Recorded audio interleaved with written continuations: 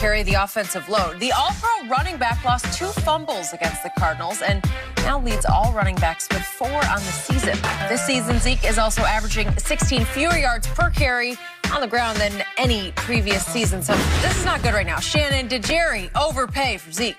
I don't believe he did. Since signing that contract, Zeke is third in the NFL in rushing, third in yards from scrimmage, fourth in touchdown, and he hasn't missed a game. And he's also very, very, very good at pass protection, which is an absolute must if you're going to play running back and you're going to be an every down back. Especially now. Yeah. He might not catch as many passes. He might not get as many targets because he's going to be in the backfield protecting. Well, maybe they'll just start him at left guard, right?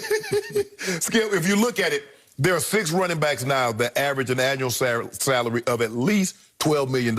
So that's where the market is heading. Now, none of them have approached, I think McCaffrey made $16 million. But for the most part, Zeke set the bar, and nobody was able to approach that bar other than McCaffrey. So the question is, $15 million versus $12 million.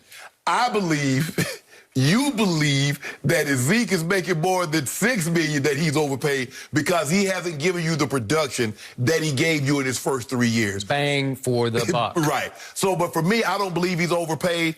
I don't think he's Derrick Henry.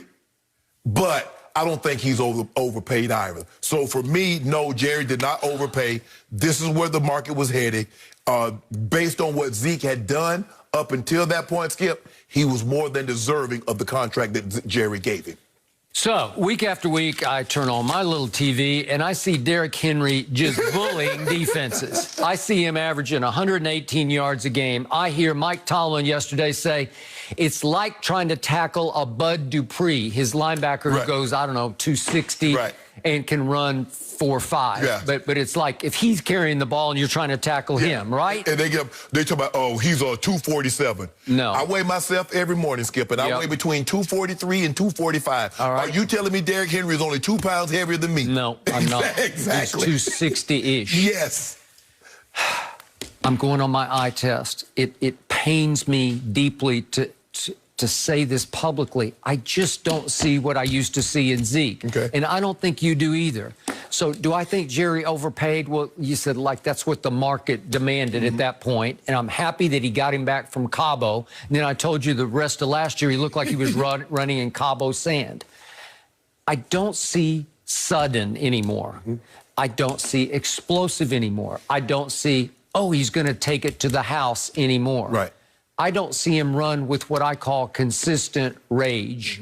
Even Rojo in Tampa, Ronald Jones, man, he's running so hard. Zeke used to have the greatest body lean I'd ever seen from a running back, where he's going to run through the brick wall whether you like it or not.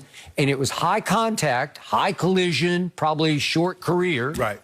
Abbreviated, but still, I don't see any of that anymore. Not enough. I'll see little hints, flashes here and there. But I thought Monday night, to your point, the game will be now in Zeke's hand. There's no Dak. His best friend is gone. He's going to dedicate the rest of the season to Dakota Prescott. I just didn't see it. Again, the offensive line's devastated, so I'm trying to be balanced about this and give him a break. I think the thing also, Skip, the Cardinals knew that the Cowboys wanted the game to be in Zeke's hand. Because what did Pat Peterson say? We want the ball in Andy Dalton's hand. Said it. That's what I mean, Skip. We're talking about we're 5 days away from the game. And he says, we want Andy Dalton to have the ball. Yep. We don't want Zeke to have it. So the game was briefly in Andy Dalton's hands, and then he escaped yet another blitz sack, and he stepped up in the pocket, and he gave a little pass to Zeke that traveled about 2 yards, and Zeke caught it and turned with it, and I swear to you, my heart of hearts, I thought he's gone for 20 yards right up the gut because nobody will be home. Right. And Buda Baker stripped him. Yeah. Came from nowhere flying. He's the new Ed Reed, you know, like. And think about, Skip, you do realize Buda Baker had rushed. He was engaged with the left tackle. Totally understand. He turns and sees the ball flips, and that's the effort that I'm talking about. That's the difference between, and normally good things happen when you have effort. Because guess what? Not only did he get the sack, the tackle, he punches the ball out, they get the forced fumble, and they go and score a touchdown. Derrick Henry, 118 yards a game. Ezekiel Elliott, 69 yards a game. And I told you before, 109 the first year, led the league. He led the league the first 3 years in yards per game, and now it went down to 85 and 69. I'm sorry, I don't see it. I hope I do. But, Skip, the thing that helps Derrick Henry is that Ryan Tannehill is playing unbelievable. He is. So you can't stack the box because... But I think one led to the other. Yes. Yeah. Okay. All right. Good thing going there. Question for both of you. Do championships actually follow Tom Brady wherever he goes? Yeah. You know what? Oh, I enjoy it. We'll explain next. No mercy, no mercy, no mercy, and I won't back down. Despite leading the NFC East, trouble is brewing in Dallas at just 2-4.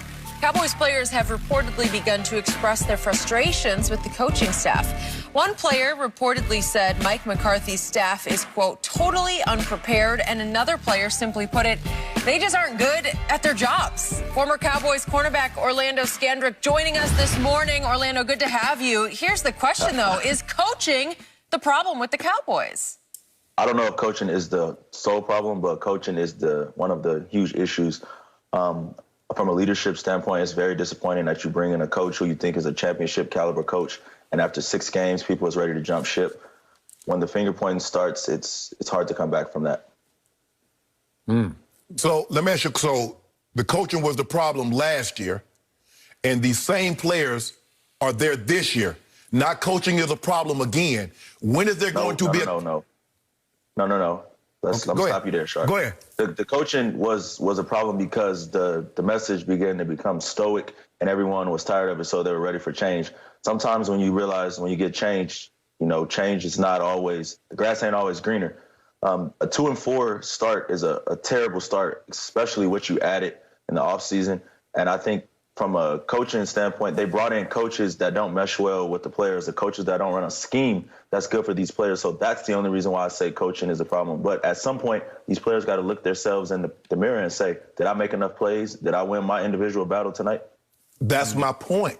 You keep saying, okay, the message got stale. Okay, this is a new message with those same players. When have you got contained? When are you going to contain? When if you're playing cover 3 that you're in the hook to flat instead of the third of the field? So if you're supposed to be in the A gap and you're not in the A gap, what does coaching? Coaching teaches you alignment and assignment, which is your responsibility. Okay, once I tell you your responsibility, it's your job to go get it done. So you don't get it done, it's easy because Jerry Jones has made it okay to have a scapegoat in the coach.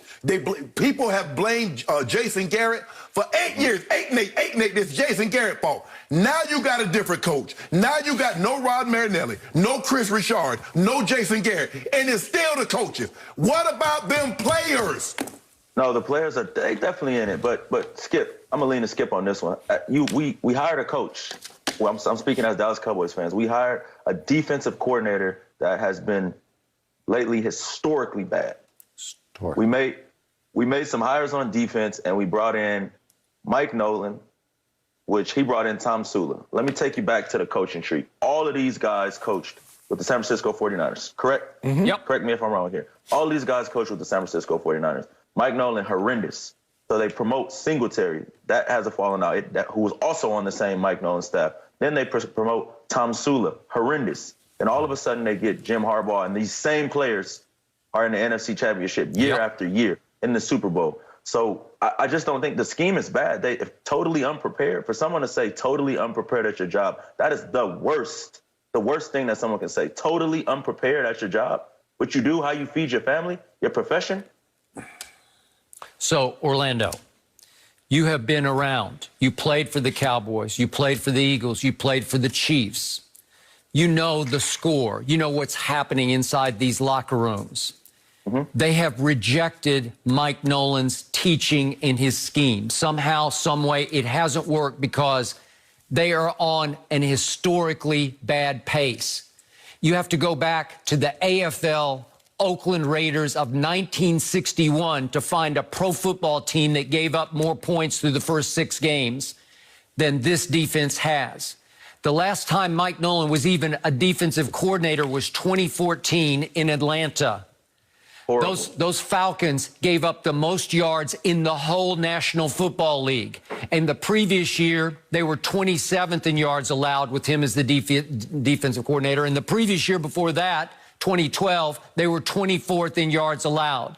Fail, fail, fail. And then somehow, out of cronyism at its worst, because once upon a time, he gave Mike McCarthy a coordinator's job when Mike Nolan was the head coach of the 49ers, back to your point, that Correct. Mike owed him a favor. So one Mike brought the other Mike basically out of semi-retirement and gave him the D.C. job in Dallas with a team that still has a lot of talent on it. So, Orlando, I got to ask you this, because this dawned on me last night. DeMarcus Lawrence has made Pro Bowls. Aldon Smith has been a revelation this year. He's played at a very high level. He's made a lot of Pro Bowls in his past, obviously. They added Dontari Poe, who was a Pro Bowl player in his past. And then I look at, wait, they just added Everson Griffin, who did make the Pro Bowl last year. Shannon makes the point, well, he stayed on the market a long time, and they got him cheap, but he did make the Pro Bowl for the Vikings last year.